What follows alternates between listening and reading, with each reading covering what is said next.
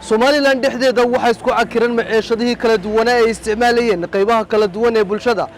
kadib markii shirkadda DP World iyadoo ay saru qaaday meceeshadaha kala duwan ee ka soo daga dekada Berbera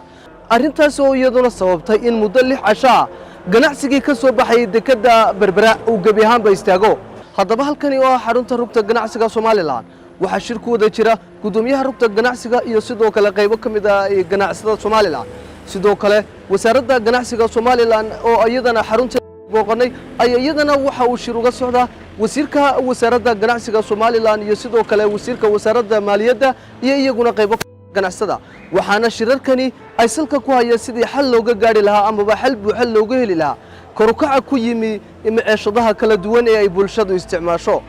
haddaba telefishinka MMTV wararkan waxaad kala socon doontaan saacadaha soo socda halka ay saldhigato iyo waliba natiijada buuxda ee ka soo baxa shirarkani